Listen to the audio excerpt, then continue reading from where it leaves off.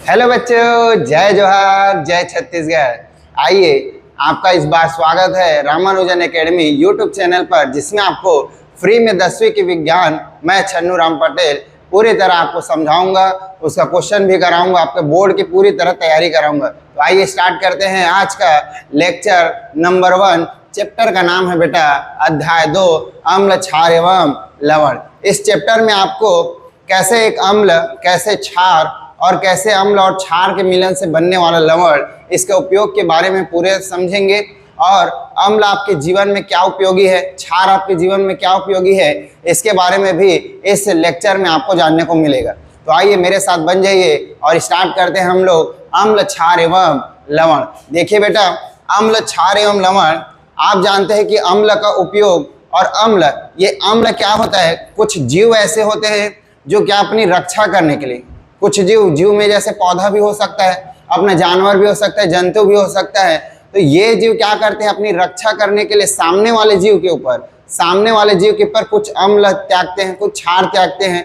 ऐसा करके उनकी रक्षा हो जाती है। जैसे आपने देखा होगा, आपको दतैया चाबने है ना, तो आपने देखा होगा कि आपको दतैया चींटी के चाबने पर क्या होता है, आपको चुभन होने पर वो आपके जो दग्गा रहता है ना, यहाँ हाथ में, पैर में, जहां भी आपको चुभन हुआ उसमें बेटा ये निशान दिखाई देता है। दिख रहेगा सबको, क्या निशान दिखाई देता है, ये वाला। ये आपको देखो, इसमें छोटा सा दिख रहा ना, ये इसमें अम्ल है, इसमें बेटा देखना ध्यान से। आपको देखो, ये दतैया चाप दिया, दतैया हो गया, मधुमक्खी हो गई, उसके चाबने पर आपको ये इस प्रकार का निशान दिखाई देगा। तो ये जो निशान है बेटा, ये क्या है, इसमें पाया जाता है, इसमें वो छोड़ता है अपने द्वारा क्या छोड़ता है, इसमें वो छोड़ता है बेटा फार्मिक अम्ल।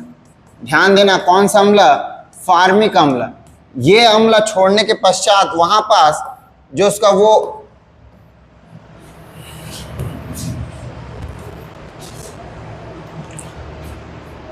आइए, जैसे कि अम्ल में हम जानते हैं, अम्ल बेटा देखना ध्यान से, आप लोग को दतैया के चाबने पर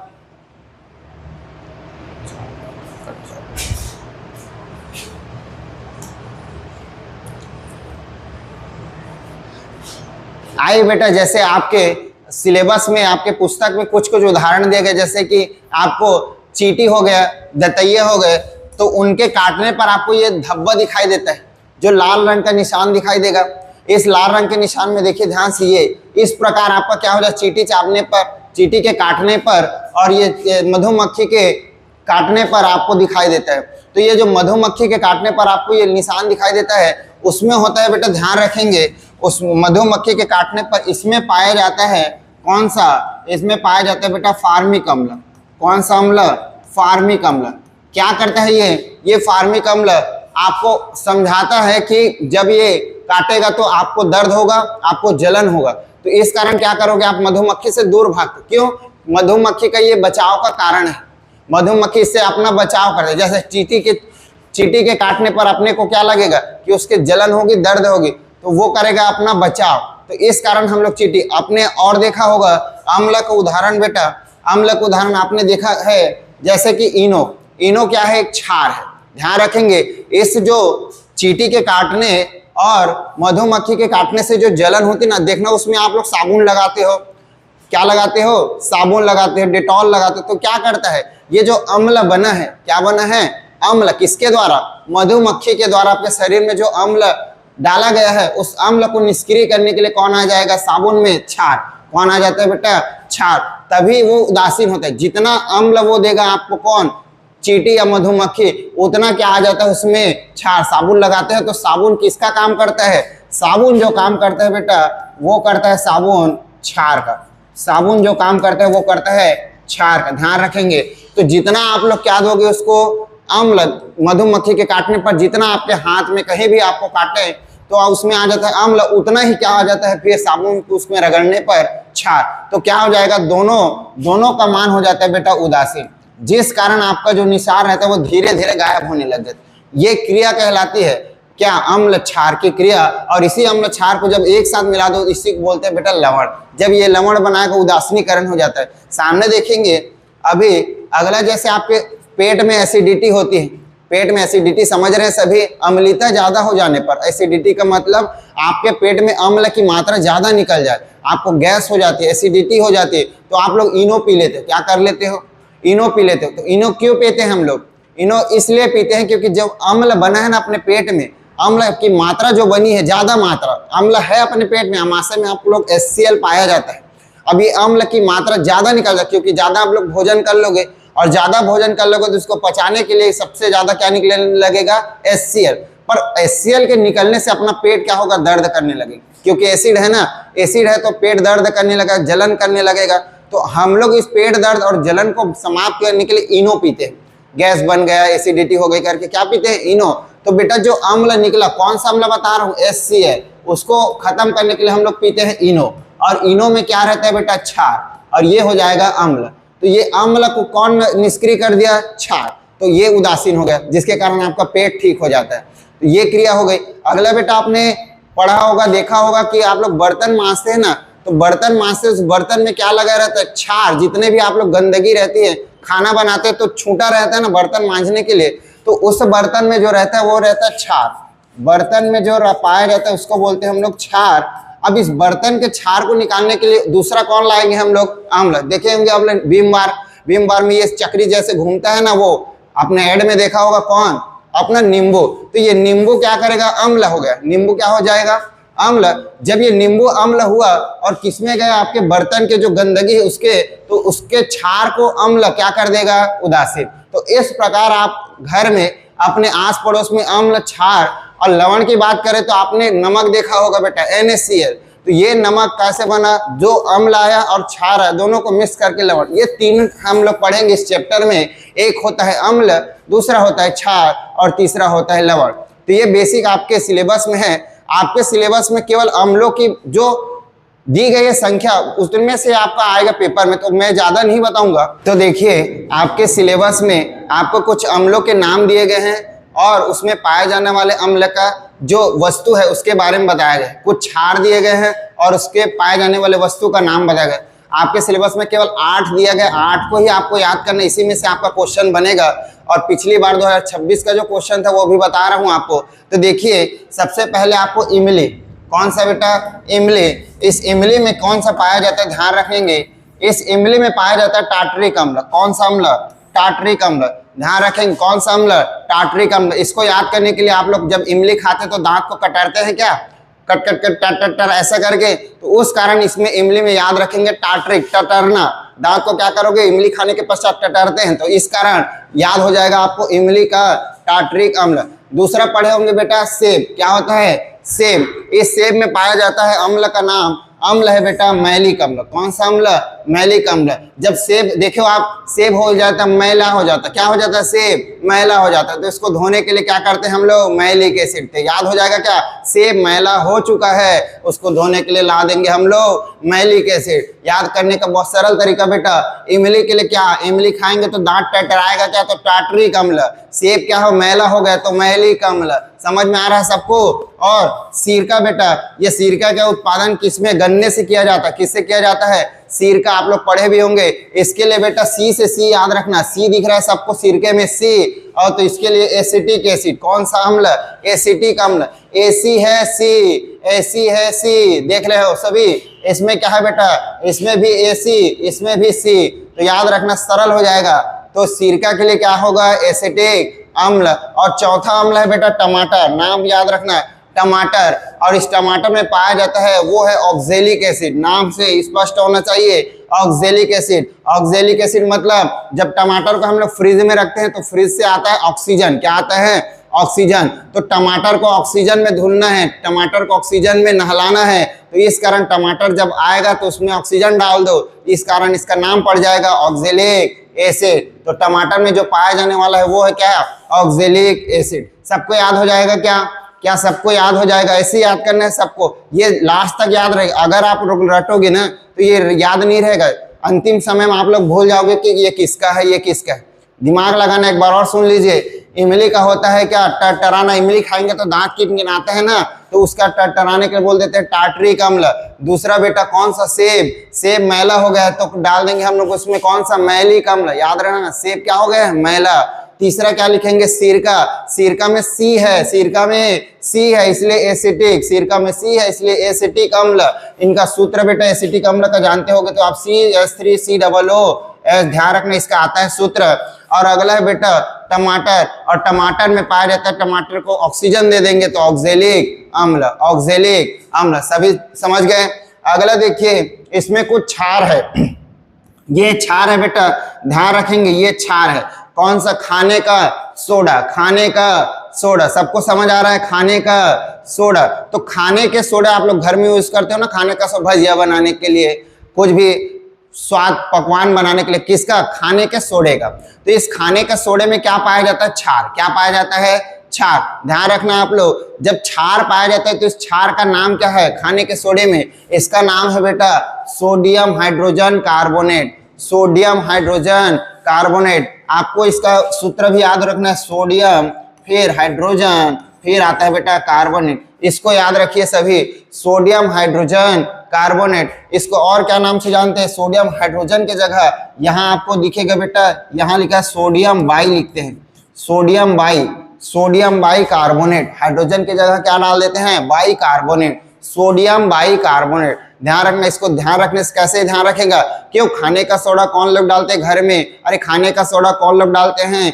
क्या अपनी घर की स्त्रियां, तो इस कारण उनको क्या बोलते हैं छत्तीसगढ़ी में बाई, छत्तीसगढ़ी में बाई। तो इस कारण नाम याद रखना, खाने का सोडा के लिए sodium by carbonate, by carbonate, sodium by carbonate, या बाई को क्या लिखते हैं बेटा, हाइड्रोजन कार्बन। सबको याद रहेगा, सूत्र भी याद रखना है आपको, sodium by carbon, sodium hydrogen carbon. Clear, याद रहेगा। आगे बढ़ते हैं, आगे बेटा आपको प्रति अम्ल, एंटी एसिड का नाम दिख रहा होगा, प्रति अम्ल। प्रति अम्ल मतलब ऐसा कि आप अगर प्रति अम्ल, उल्टा ना, अम्ल का उल्टा कौन, क्षार, अम्ल का उल्टा कौन, क्षार। तो प्रति अम्ल में उपयोग करते हैं बेटा हम लोग मैग्नीशियम हाइड्रोक्साइड का।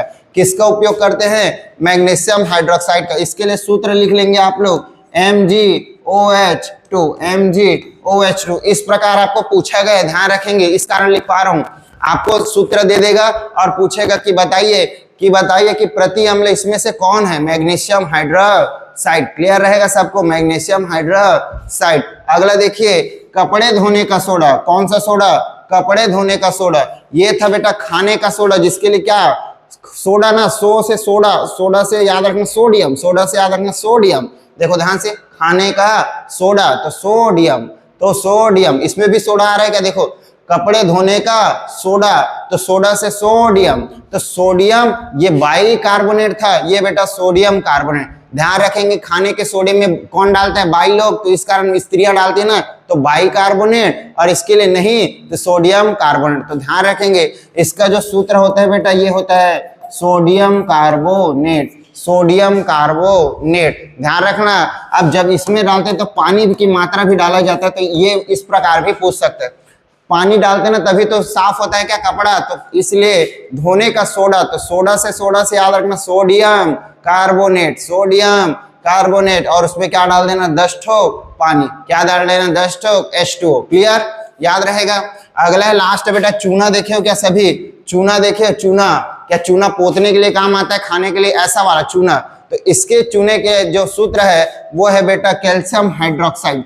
कौन सा क्षार है इसमें, कैल्शियम हाइड्रोक्साइड। ध्यान रखना कैल्शियम हाइड्रोक्साइड, ये बेटा कैल्शियम ऑक्साइड, ये होता है बेटा मेन चूने का। और जब कैल्शियम हाइड्रोक्साइड की बात करें तो ये होता है बेटा बूझा हुआ चूना। ध्यान रखना, यहाँ आप लोग ध्यान रखेंगे, यहाँ बूझा हुआ चूना भी दे सकता है, बूझा हुआ चूना, बूझा हुआ चूना। ध्यान रखेंगे बूझा हुआ चूना, तो उसके लिए उपयोग करते हैं कैल्शियम हाइड्रोक्साइड।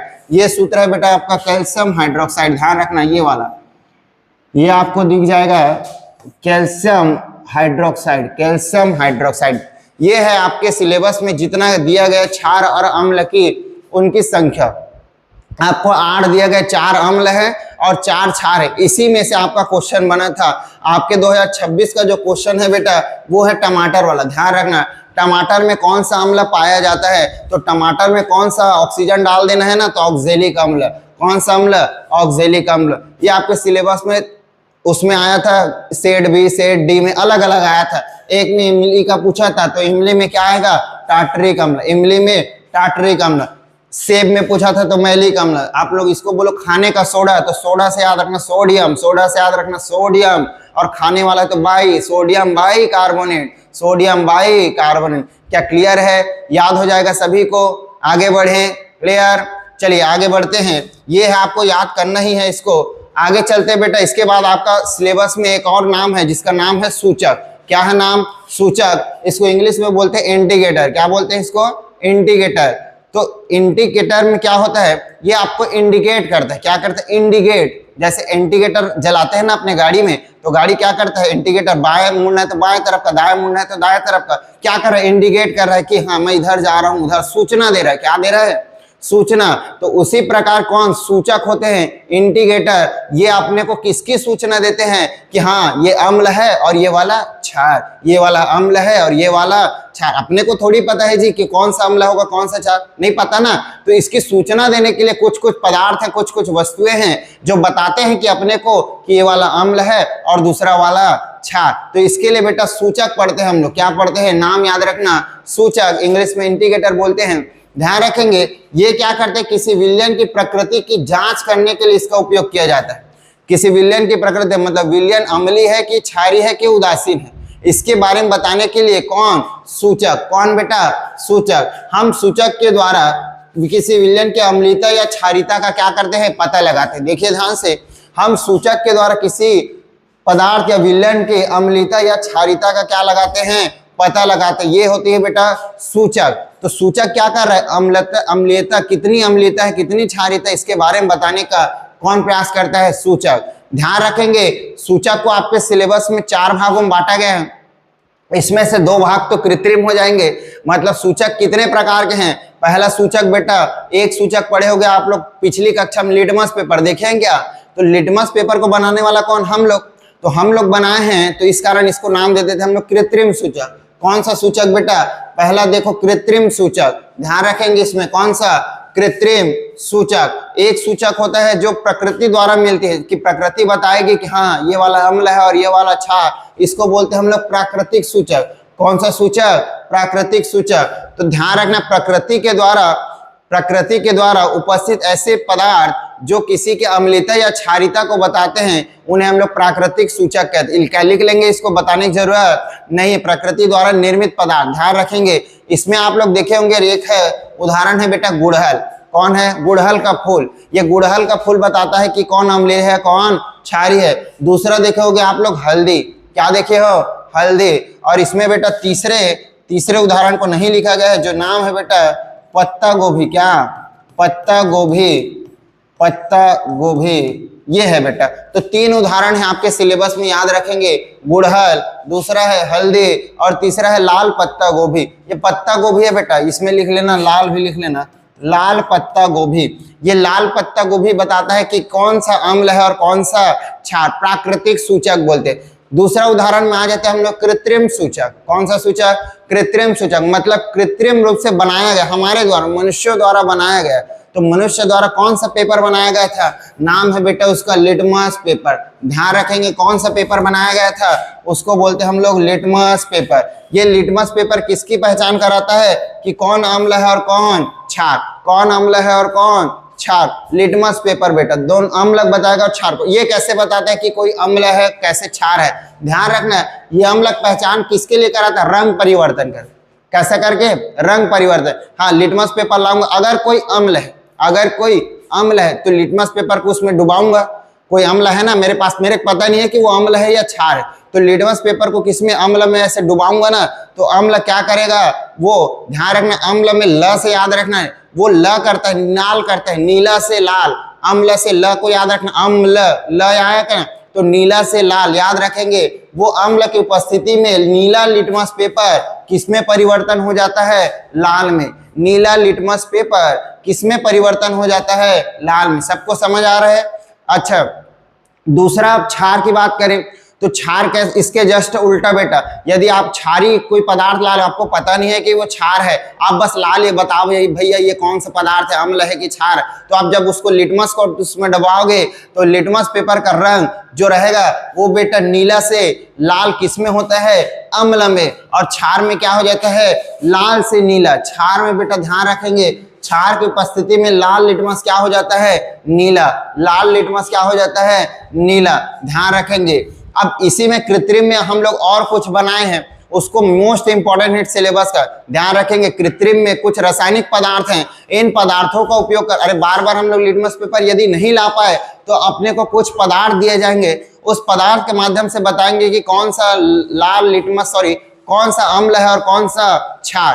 तो इसके लिए रासायनिक पदार्थ में बेटा ध्यान रखेंगे, इनको बोलते हैं रासायनिक सूचक। और ये सूचक क्या है देखना, नाम इसमें मेथिल रेड, मेथिल ऑरेंज और एक और नाम आता है फिनोप्थिलिन। ध्यान रखेंगे, तीनों है रासायनिक सूचक। आपको एक बार और बता दिया, प्राकृतिक सूचक मतलब ऐसे सूचक जो क्या प्रकृति द्वारा निर्मित होंगे और आपको अम्ल व क्षार की प्रकृति बताएंगे। तो अम्ल और क्षार की कौन अम्ल है और कौन क्षार, इसको नाम दे दे हम लोग, गुड़हल आ जाएगा, इसमें हल्दी आ जाएगा और एक ठोक और है लाल पत्ता गोभी। दूसरा बेटा कृत्रिम, इस कृत्रिम सूचक में एक अपना द्वारा मनुष्य के द्वारा बनाया गया सूचक आएगा और इस सूचक को बोलते हैं हम लोग लिटमस पेपर। ये लिटमस पेपर क्या करता है, आपको अम्ल है तो अम्ल में ल को याद रखेंगे तो क्या नीला से लाल कर देगा, नीला से लाल, नीला लिटमस पेपर को लाल लिटमस पेपर में बदल देता है। ध्यान रखेंगे क्षार में क्या होता है, ये लाल लिटमस पेपर को किस में बदल देता है, नीला लिटमस पेपर में। इसी प्रकार हम लोग जैसे लिटमस पेपर ला ले तो कुछ रसायन लिए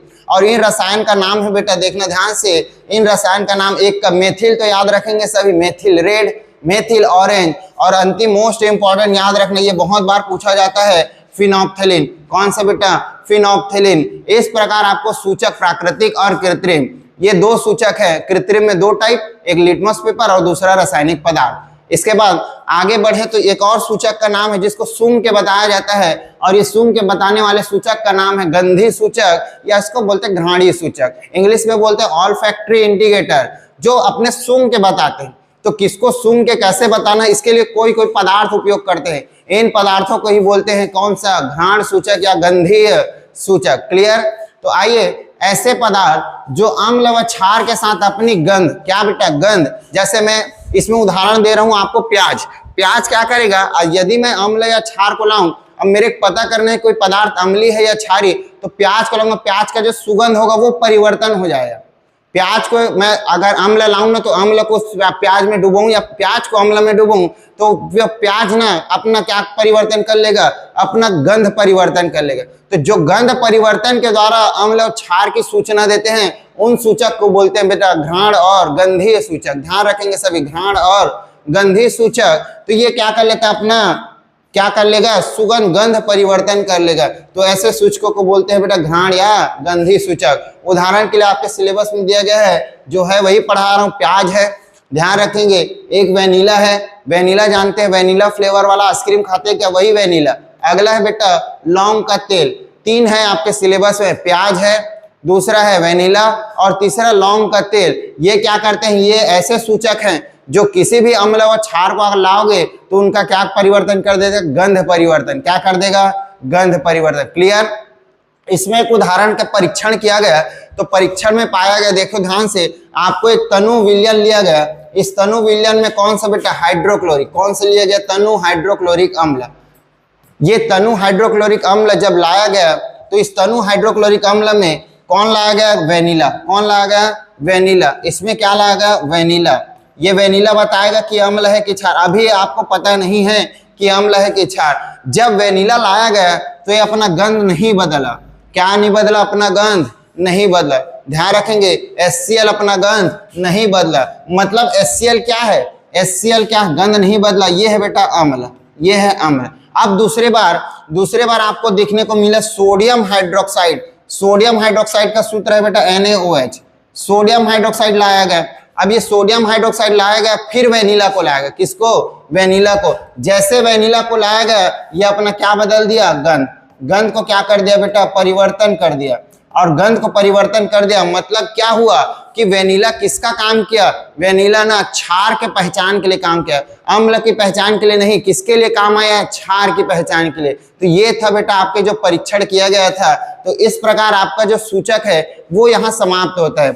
इसके पश्चात आप लोग आगे की कक्षा में देखेंगे कि अम्ल एवं क्षार के रासायनिक गुण, ये था भौतिक गुण। आप पढ़ेंगे रासायनिक गुण। भौतिक गुण और रासायनिक गुण में अंतर है। भौतिक गुण मतलब जो सामने से दिखता है, कैसे दिख रहा है मुझे, इसके बारे में, उसके रंग के बारे में, उसके आकार के बारे में, ये सब दिखना, उसका कैसा दिखता है मेरे, ये है भौतिक गुण। रासायनिक गुण मतलब उसके आंतरिक तौर पे चलने वाला रासायनिक क्रिया, ये है रासायनिक गुण। तो आइए आज की कक्षा यही समाप्त करते हैं। जय हिंद, जय भारत।